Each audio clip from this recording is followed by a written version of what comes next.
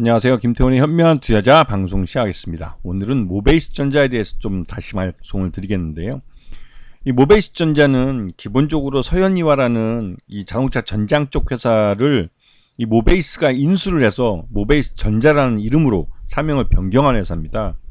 그리고 대표적으로 시큐리티 시스템 해가지고 우리 자동차 키, 쉽게 말하면 자동차 키죠. 자동차를 시동을 걸거나 자동차를 오픈하는 그런 안전장치 쪽에서 이 많이 매출을 익히고 있고, 이게 주로 이제 현대차와 기아에 주로 많이 들어갑니다. 그 외에 이제 전자 제어 장치나 이런 것들을 자동차 속에 들어가는 전장 부품들을 만들고 있고요.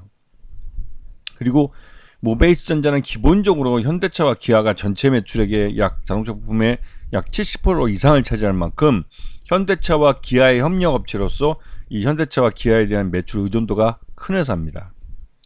그래서 작년 같은 경우는 작년 초에 이 기아보이즈라고 미국인들 중에 이 기아차를 이제 보안 장치가 약하다고 그래서 기아차를 훔쳐가지고 난폭 운전을 하고 밈을 만들어내서 이제 그 동영상으로 먹고 사는 애들이 있었습니다. 이것 때문에 이제 미국 각 주에 한 10여 개의 주에 있는 법무장관들이 모여서 현대차 그룹에게 이 보안 장치를 좀 강화해 달라고 요청을 하기도 했었죠. 이 덕분에 이제 모베이스전자는 이 보안 쪽에 관련된 것들을 이제 현대차가 이제 미국으로 수출용 같은 경우는 이게 옵션이 아니라 기본으로 장착하는 이런 것 때문에 이제 꽤 짭짤하게 재미를 봤습니다. 거기다가 또 이제 중국의 이제 퍽스콘이 만드는 이제 전기자동차, 여기를 이제 사우디가 이거를 시어 모터스라고 해가지고 자기네 전기차 브랜드를 만들었습니다. 사우디가 투자를 해서. 이제 이 어떻게 보면 사우디의 국영 전기자동차 회사라고 할 수도 있는데, 여기에 이 모베이스전자가 이 에어백 시스템 핵심 부품을 대량으로 납품을 합니다. 근데 이런 쪽도 이제 이 모베이스전자가 하고 있고, 이렇게 노력하는 것은 현대차와 기아에 대한 매출 의존도를 낮추고 이 거래처를 좀 다변화하려는 노력의 일환이라고 할 수 있는 것이죠.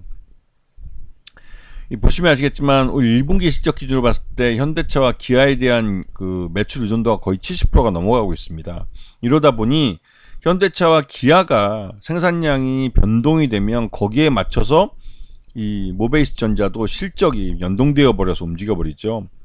그래서 예전부터 이제 작년에 처음으로 이제 이 모베이스전자가 매출 1조 원을 목표로 내세웠지만 현대차와 기아가 이 전동화 분야에 대한 정책을 변경하면서 작년 하반기 때 좀 고전을 했습니다. 그래서 작년에 매출 1조 원을 돌파하는 데 실패를 했죠. 그래서 아마도 이 모베이스전자의 매출 1조 원은 올해 돌파가 될 가능성이 높습니다.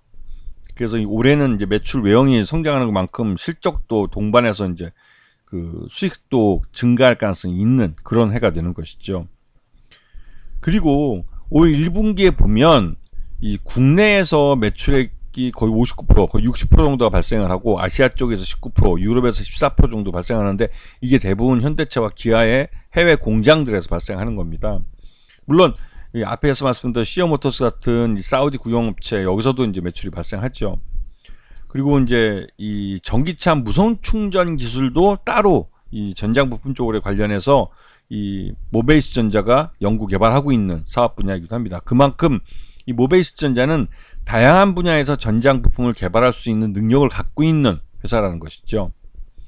그래서 올해 1분기 매출 기준으로 봤을 때 전년 외형은 전년 동기 대비해서 좀 소폭 줄었긴 했습니다.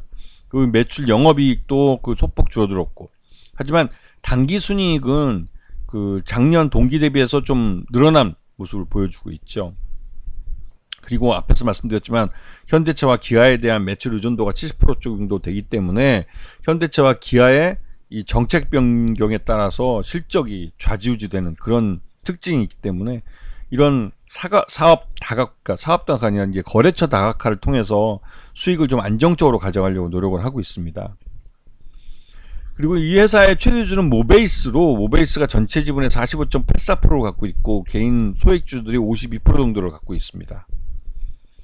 그리고 이제 보시면 아시겠지만 모베이스전자를 보유하고 모베이스전자를 통해서 해외 법인들과 다른 법인들을 이제 지배하는 구조를 갖고 있어서 모베이스는 지주회사적인 성격을 갖고 있고 모베이스 전자는 중간 지주회사 성격을 갖고 있습니다.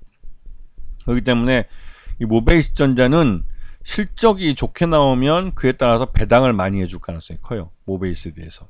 이 부분 잘 보셔야 되고, 특히나 이 모베이스 전자는 요번에 이제 현대차와 기아가 그 올 10월 달부터 미국 조지아주 신공장을 가동하면서 미국에서 이제 기존의 이 멕시코 공장을 통해서 이 알라바마 공장이나 또 기아의 조지아주 공장에다가 자동차 부품을 납품하던 것을 미국 현지에 진출을 해서 미국 공장을 통해서 공급을 하려고 지금 준비를 하고 있습니다.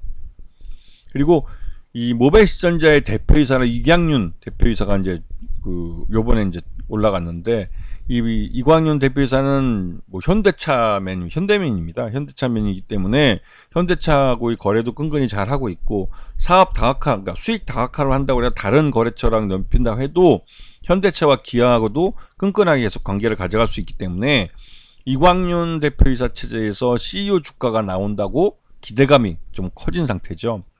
실제로 요번에 볼보 트럭의 우선 파트너로 이제 선정이 되면서 볼보 트럭에 장기적으로 안정적으로 전장 부품을 납품할 수 있는 길을 뚫었습니다. 이에 따라서 이 모베이스 전자는 기존 현대차와 기아뿐만 아니라 이 볼보 트럭에도 안정적으로 전장 부품을 납품할 수 있는 길을 뚫은 것이죠. 그래서 이렇게 해서 이제 매출들이 쌓이면 거기서 또 수익성도 좋아지고 해서 그 모베이스 전자의 실적이 전반적으로 좋아질 가능성이 큽니다. 보시면 작년 상반기에 그 시큐리티 문제 때문에, 기아 보이스 문제 때문에 이 재미를 좀 봤다가 후반기 들어와서는 이 현대차와 기아의 전동화 정책이 변경되면서 그것 때문에 물론 캐즘 현상도 문제가 있지만 이 전반적인 이런 문제 때문에 전반적으로 이제 매출 1조 달성도 못했고, 이런 실망 매물에 작년 하반기에 주가가 좀 흘러내린 측면이 있습니다. 하지만 그 이후로 주가는 계속 이제 횡보한다고 해도 과언이 아닐 정도로 좀 답답하고 지루한 모습을 보이고 있는데요. 올 하반기부터는 현대차의 그 미국 조지아주 공장이 가동이 되면 미국 전기차 시장의 판도가 크게 변동될 가능성이 큽니다. 그렇게 되면 이 현대차와 기아에 공급을 하는 자동차 부품이나 그러니까 이 전기차 부품을 납품한 업체들은 그에 대한 수혜를 받을 가능성이 크죠. 그래서 모베이스 전자는 지난 1분기 실적만 놓고 봐도 한 6천원 정도가 적정 주가로 생각되기 때문에 지금은 저평가 구간에 놓여 있다고 봐도 과언이 아닐 겁니다. 이건 이제 현대차와 기아의 이 전동화 전력이 변경된 거에서 크게 더 이상 변경되지 않고 올 하반기 10월 달부터 미국 조지아주 공장이 가동된다는 걸 전제로 해서 말씀드리는 건데, 그만큼 모베이스 전자는 상대적으로 시장에서 저평가되고 소외되어 있는 그런 종목이라고 할 수가 있죠. 그래서 자동차 부품주들이 향후 이제 움직이게 되면 가장 먼저 실적을 주가에 반영시킬 기업으로 관심을 받고 있는 그런 종목이라고 할 수 있습니다. 아시겠죠? 자, 오늘 방송 여기서 마치겠습니다. 감사합니다.